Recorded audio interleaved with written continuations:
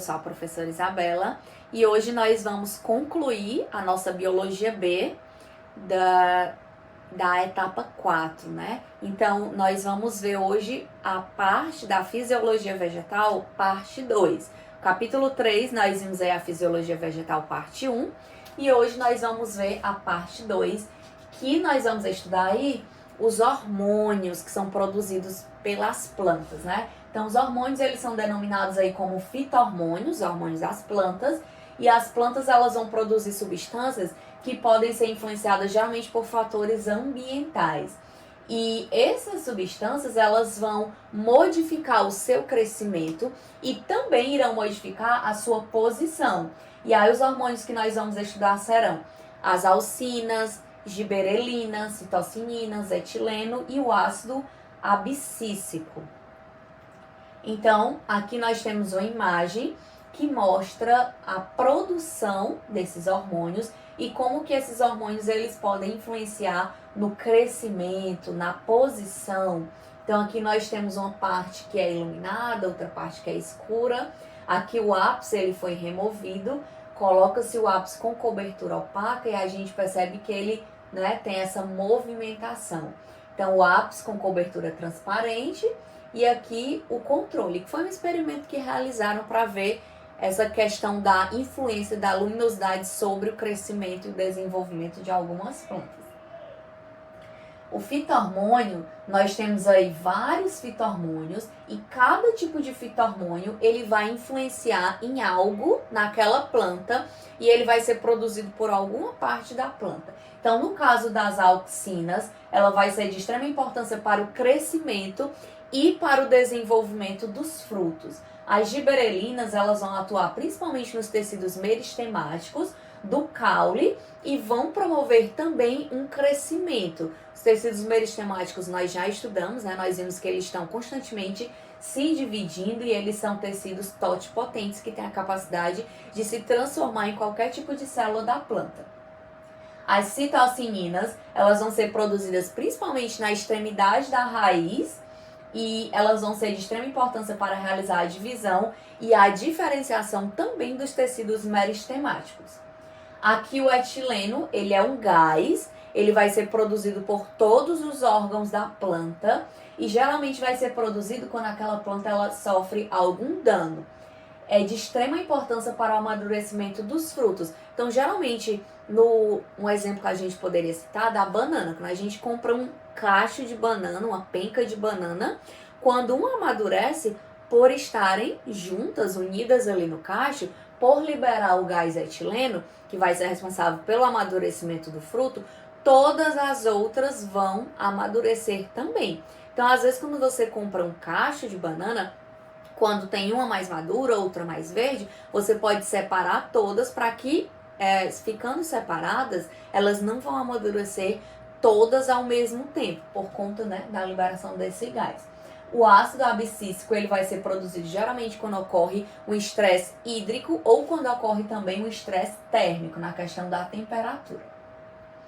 Aqui nós temos os movimentos vegetais, que são movimentos que os vegetais eles realizam, que estão associados com o crescimento diferencial ou com a variação da turgescência das células. Então, o que é que vai influenciar nesses movimentos vegetais?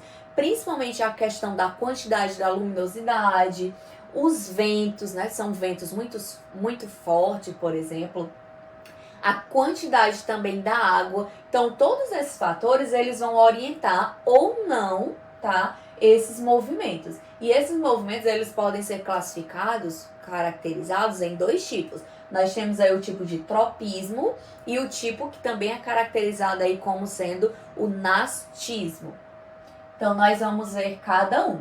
No tropismo, geralmente, é um movimento que está associado aí com o tipo de crescimento da planta e ele vai ser estimulado principalmente aí pelo fito-hormônio, que é a auxina. Nesse caso de movimento, ele vai ser orientado principalmente pelo estímulo. Então, ele vai ser classificado como positivo ou como negativo. No caso, ele vai ser classificado como positivo quando o crescimento ocorre no sentido do estímulo. Então, o estímulo no caso da auxina, ou um estímulo no caso do vento, da luminosidade. Então, quando ocorre esse crescimento sendo estimulado, e no sentido do estímulo, a gente fala que é um tropismo positivo. Quando é negativo, é porque ele vai crescendo e ele vai se afastando do estímulo que está sendo causado.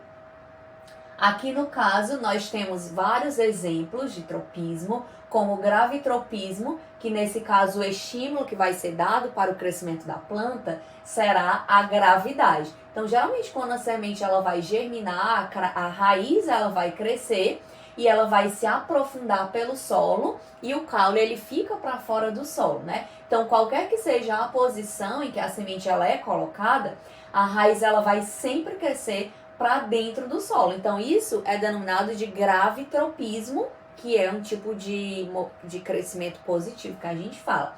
E o caule, ele vai sempre se afastar do solo, né? Então, a gente fala que o crescimento do caule, no caso, ele é um tipo de crescimento negativo. Então, a gente coloca aqui uma imagem, né? Que é um vaso na posição normal e aqui um vaso na posição inclinada. Então, quanto maior a concentração de auxina na fase inferior, isso vai inibir o crescimento dessa região do caule e vai provocar uma curvatura. E quanto maior também a concentração de auxina na fase inferior, vai estimular também o crescimento dessa região aqui da raiz e vai provocar também uma curvatura. Aqui nós temos o fototropismo, que nesse caso o estímulo, foto, né, vem de luz, luminosidade. Então, quando uma planta ela é colocada geralmente distante de um ponto de luz, é muito comum que ela cresça na direção da região que está mais iluminada. E isso vai acontecer por quê? Porque a luz ela vai provocar uma migração da auxina para o lado mais escuro da planta, onde as células elas irão se alongar. E aí o lado iluminado tem menor quantidade de auxina, né? E ela não sofre um alongamento e ela vai encurtar. Aqui nós temos a imagem que vai mostrar todo esse processo. E aqui nós temos o tigmotropismo, que é um movimento de curvatura da planta, que vai ser estimulado também, principalmente pelo contato com o suporte. Então, na região que a plantinha ela vai se encostar no suporte, a concentração da auxina ela vai diminuir e o lado oposto ele vai ser estimulado a crescer bem mais, provocando assim uma curvatura, que é um exemplo que a gente poderia citar das gavinhas, né? Aqui nós temos uma gavinha, no caso da videira, da planta da uva, como também tem no caso do maracujá, que também tem gavinha, e dentre outras. Aqui nós temos o nastismo, que é um movimento que não vai envolver o crescimento e ele não é orientado, ou seja, não vai ser orientado pela gravidade, não vai ser orientado pela luz, pelos ventos, tá? Então, geralmente ocorre sem que se importe com a direção do estímulo. E um exemplo que a gente poderia citar é o estímulo de abrir e fechar, que ocorre nos estômatos. Então, aqui nós temos o tigmonastismo ou sismonastismo, que é um movimento típico da plantinha, essa plantinha aqui, que ela é denominada de mimosa púdica, que quando a gente toca, né, as folhas, elas se fecham. É muito comum quando a gente é criança que viaja para o interior, a gente toca e aí as folhas elas se inclinam. Então esse movimento de abalo ele geralmente vai ser causado pela perda de água que ocorre dos pulvinos, que é uma região de base do pecíolo dessa planta. Aqui nós temos o aptonastismo, que é um movimento de contato, porém ele é mais lento, tá? Que o anterior que nós vimos.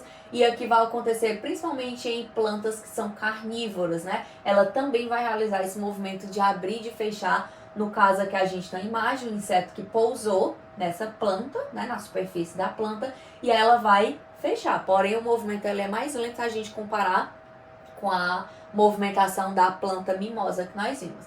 O fotonastismo é o movimento também de abrir e fechar das folhas e das flores também, tá? No caso aqui a gente tem uma folha de trevo, a flor da dama da noite também, ela vai se abrir a corola à noite e durante o dia ela vai fechar, né? E aqui nós temos o fotoperiodismo, que é a capacidade que a planta tem de florescer em resposta aos comprimentos relativos do dia e da noite. Então aqui nós temos uma imagem, né, que vai mostrar a planta de dia curto, que geralmente ela vai florescer quando a duração da noite é maior do que a duração do dia. Então o fotoperíodo crítico que ela necessita de iluminação, somente de 6 horas por dia, na planta de dia curto. Na planta de dia longo, ela precisa de pelo menos de 18 horas para que ela possa florescer. Então, geralmente, quando a duração do dia é maior do que a noite, ela é caracterizada aí como uma planta de dia longo. Aqui nós temos, no caso, se ocorrer a interrupção da noite. Então, alguns experimentos foram realizados e acabou se comprovando que o fato que desencadeia a questão da floração das plantas é a duração da noite. Então, com a interrupção desse período, é que vai modificar os fatores fisiológicos que ocorrem na planta. Então, o que vai importar verdadeiramente é o número de horas que a planta vai passar sem a luminosidade no escuro, tá? Então, algumas plantas de dia longo, elas florescem quando a duração da noite é inferior a determinado valor, né? No caso do fotoperíodo crítico. E algumas que têm o fotoperíodo crítico de 3 a 18 horas, elas vão geralmente florescer quando a duração da noite ela é maior. Aí nós temos aqui um exemplo que tá no livro de vocês também, tá? Então aqui esse exemplo do fotoperíodo crítico, ela vai florescer. Então essa planta ela é de dia curto, noite longa, né? Então ela vai florescer quando o fotoperíodo crítico ele não é ultrapassado. E aqui é uma planta de dia longo, ou seja, a noite curta, vai florescer quando o fotoperíodo ele é ultrapassado. Então nós temos aqui os exemplos, né? No caso aqui o dia, no caso aqui a noite, então ela vai florescer aqui também. E aqui nós temos o fotoblastismo, que as sementes elas têm influência na questão da germinação, ou pela presença da luminosidade ou não. Então isso vai ser denominado de fotoblastismo, que é a capacidade da germinação das sementes. Então nós temos a fotoblástica positiva, que são sementes que têm a sua germinação geralmente estimuladas pela luminosidade. Nós temos a fotoblastisma negativa, que são sementes que somente vão germinar quando há a ausência da luminosidade, e tem aquelas que são indiferentes, que são sementes que não sofrem a influência da luminosidade para que elas possam germinar. Então é isso, espero que tenham gostado e até a próxima aula.